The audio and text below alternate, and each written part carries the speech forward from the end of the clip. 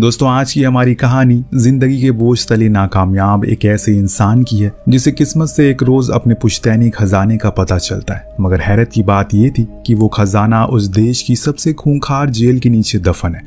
अब ऐसे में ये शख्स अपने हजारों साल पुराने खजाने को कैसे हासिल करता है, ये देखना वाकई काफी दिलचस्प होने वाला है। तो हमारी इस कहानी की शुरुआत ज़ेंग से होती है, जो पेशे से एक राइटर है और हर राइटर की तरह उसका भी सपना है कि वो सुपर हिट कहानी लिखे। बस जरूरत थी अच्छे पैसे की, मगर लेकिन बदकिस्मती से उसकी किस्मत बहुत खराब थी। परंतु इसके बावजूद भी वो जिंदगी में सफल होने की पूरी कोशिश कर रहा है। एक रोज वो अपने प्रोड्यूसर से मिलने के लिए पहुंचता है, जिसने ज़ेंग को एक स्टोरी लिखने का काम दिया है और इसके लिए उसने उसे कुछ पैसे एडवांस देकर रखे हैं। अब जब वो वहां पहुंचता है तो देखता है कि प्रोड्यूसर का ऑफिस तो प्रोडक्शन हाउस से ज्यादा किसी गुंडे का अड्डा लग रहा है, जहां वो ज़ेंग की तरफ एक और राइटर की बेहद बुरी तरह पिटाई कर रहा है, क्योंकि उस राइटर ने अभी तक की स्टोरी कंप्लीट नहीं की है। और ये सब देखकर उसकी हालत खराब हो जाती है, क्योंकि उसने भी अपनी स्टोरी अभी फिलहाल कंप्लीट नहीं की है। इससे पहले कि प्रोड्यूसर उसका भी कुछ ऐसा हाल करता, वो अपनी गलती की माफी मांगता और स्टोरी कंप्लीट करने के लिए अगले 1 महीने का वक्त मांगता है। यहाँ प्रोड्यूसर अगले 4 दिन की मोहलत देकर उसे ऑफिस से धक्के मारकर निकाल देता है। अब 1 महीने का काम 4 दिन में कैसे हो सकता है? ज़ेंग ये सोच कर परेशान था। ऊपर से अब कुछ लिखने के लिए बैठता है तो उसके दिमाग में दूर दूर तक कुछ भी ढंग का नहीं आ रहा था। देखते ही देखते कई घंटे बीत जाते हैं। आधी से ज्यादा डायरी के पन्ने खराब हो चुके हैं, लेकिन कहानी तो छोड़िए, उसकी अभी शुरुआत तक नहीं हुई। इन सब से तंग आकर वो फ्रिज में रखी बियर निकाल कर दिमाग को ठंडा करने लगता है। इस दौरान उसकी नज़र पास में ही मौजूद एक पार्सल पर जाती है, जो कि उसके दादाजी का था। उन्होंने इसे मरने से पहले ज़ेंग के नाम किया था। अब वो इस पार्सल को खोल कर देखता है तो इसमें उसे एक खत मिलता है, जिसे पढ़ते पढ़ते नशे में धुत होने की वजह से उसकी आंख लग जाती है और अब सपने में उसे अपने दादाजी दिखाई देते हैं, जो उसे बता रहे होते हैं कि उसके पुश्तैनी घर में अरबों का सोना गड़ा हुआ है, लेकिन मरने से पहले वो उसे निकाल नहीं पाए क्योंकि सरकार ने घर को तोड़कर जेल बना दिया। इसके कुछ ही देर बाद जैसे ही ज़ेंग की नींद खुलती है, वो उस लेटर के साथ अपने पुराने घर का नक्शा देखता है। हैरत की बात ये थी कि नक्शा उसी जगह पर बनी उस जेल से हूबहू मेल खा रहा था। यानी कि दोस्तों, सपने में दादाजी सब कुछ सही कह रहे थे, लेकिन ये सबसे बड़ी दिक्कत है कि आखिर वो जेल में दाखिल कैसे होगा। वो ठहरा एक सीधा साधा इंसान, उसने तो आज तक कभी कोई मच्छर भी नहीं मारा, लेकिन अब खानदानी खजाने को पाने के लिए वो कुछ भी करने को तैयार था। ऐसे में वो अपने पड़ोसी का लैपटॉप चुरा कर उसे बालकनी से फेंक देता है, जिसके जुर्म में ज़ेंग खुशी खुशी उसी जेल की सलाखों के पीछे पहुंच जाता है, जहां पर आखिरकार वो खजाना था।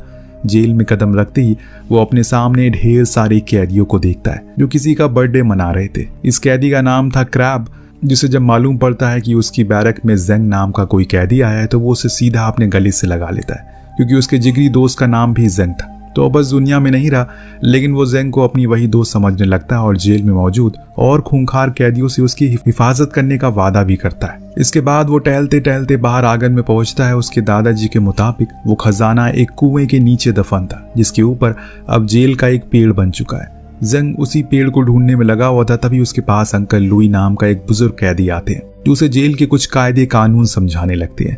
जैसे कि जेल में 2 गैंग का राज चलता है। पहली नेक दिल क्रैब, जो कि कभी भी अपने साथियों के साथ अन्याय नहीं होने देती, और दूसरी गैंग है शिजाई की, जो एक खतरनाक कैदी है। अब शिजाई बहुत ही बड़ा क्रिमिनल है। जेल में अधिकतर लोग उसे डरा करते हैं, यहाँ तक कि खुद जेलर भी उसके सामने बोलती बंद हो जाती है।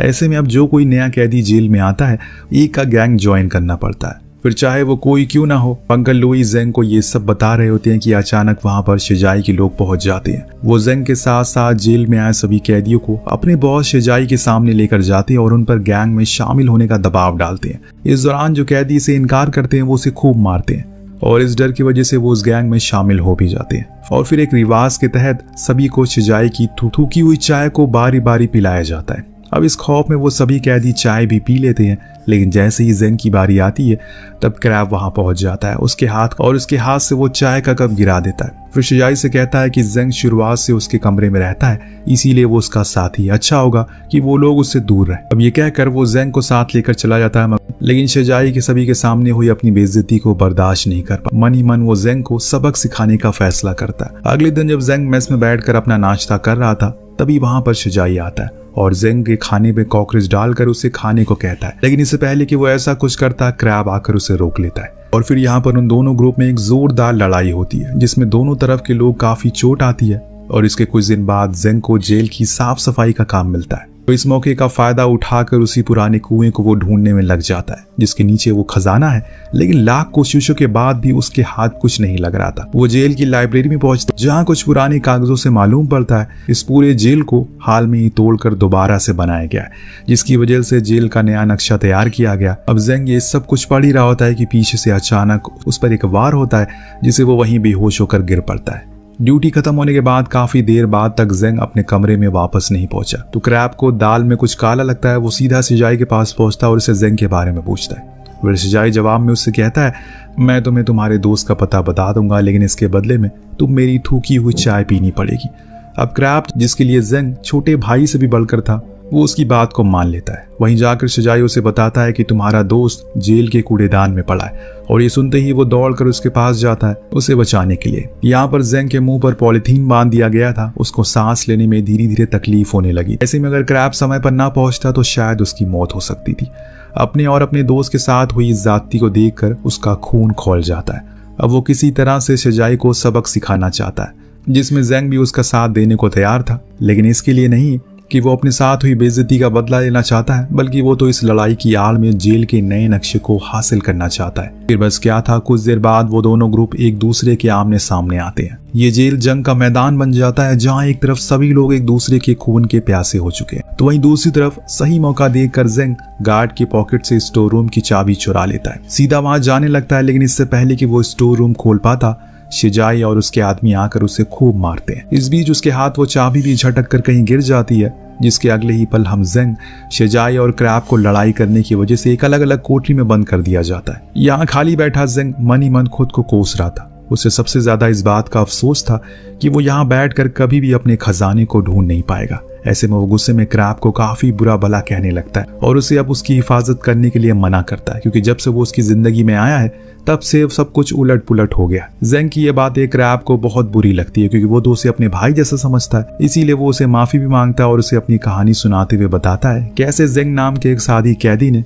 अपनी जान देकर उसे गुंडों से बचाया था। बस तभी से उसे अपने दोस्त की हिफाजत करने की कसम खा ली। साथ ही ज़ेंग में उसको अपना वही दोस्त नजर आता है। तभी तो पहली मुलाकात में उसने उसे गले से लगा लिया। अब क्रैब की दर्द भरी कहानी को सुनकर ज़ेंग कहीं न कहीं अपनी गलती को एहसास होता है। वो भी अपनी कही हुई बात के लिए माफी मांगता है, फिर उसे इस जेल में आने का असली मकसद बताता है। ये सुनकर क्रैब दंग रह जाता है, मगर फिर से उसकी मदद करने का फैसला करता है। परंतु इसके बाद उसे इस खजाने के कोई हिस्सा नहीं चाहिए था, क्योंकि ये सब कुछ ज़ेंग के पूर्वजों का था, जिस पर सिर्फ और सिर्फ उसका हक। वह ये दोनों मिलकर एक प्लान बनाते हैं और फिर जेल के लॉन्ड्री रूम में घुसकर एक गार्ड के ऊपर खास तरह का पाउडर डाल देते हैं। इस पाउडर को छिड़कने से गार्ड की स्किन में खुजली होने लगती है और ये खुजलाहट इतनी ज्यादा बढ़ जाती है कि उसे आनन फानन में डॉक्टर को दिखाना पड़ता है। इसी का फायदा उठाकर ज़ेंग लॉन्ड्री रूम के गार्ड की यूनिफॉर्म चुरा लेता है, फिर उसे पहनकर सीधा स्टोर रूम में पहुंचकर कुछ ही देर की मेहनत के बाद वो नक्शा ढूंढ लेता है। इस नए नक्शे के हिसाब से खजाने से भरा वो पुराना कुआं अब कहीं और नहीं बल्कि उसी लॉन्ड्री रूम के नीचे दबा हुआ है। अब दोनों नक्शे के मुताबिक अगला कदम बढ़ाते हुए एक बड़ी दीवार तक पहुंचते हैं, जिसे देखकर ज़ेंग को लगता है जरूर वो खजाना इसी दीवार के अंदर होगा। हथौड़े की मदद से दीवार को तोड़ देते हैं, जिसके अंदर उन्हें एक गुफा नजर आती है। वेल, ज़ेंग बिना देर किए लालटेन लेकर खजाने को ढूंढने के लिए उस गुफा के अंदर जाता है। वहीं दूसरी तरफ क्रैब बाहर खड़ा होकर पहरेदारी दे रहा था।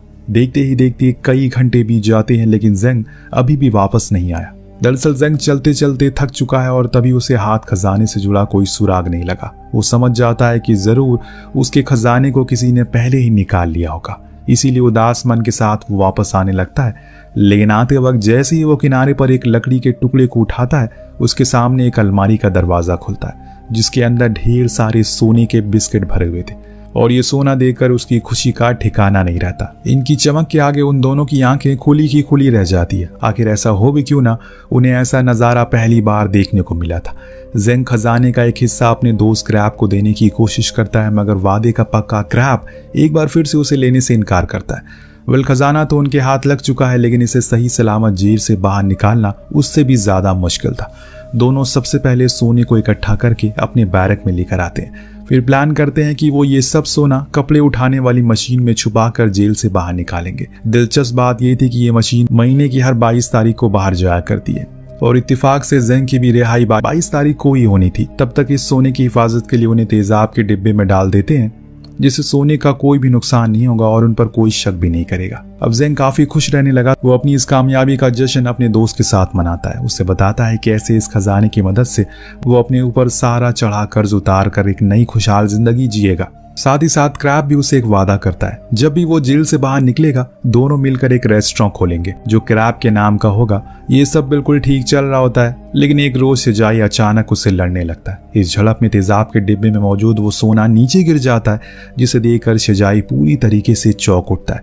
जेल में ही हो रही इस मारपीट की भनक लगते ही गार्ड भी यहाँ आ जाते। इससे पहले कि उनके हाथ कुछ लगता, वो तीनों मिलकर सोने को दोबारा छुपा देते। अब शिजाई भी उन्हें गुमराह करते हुए झूठ बोल देता है।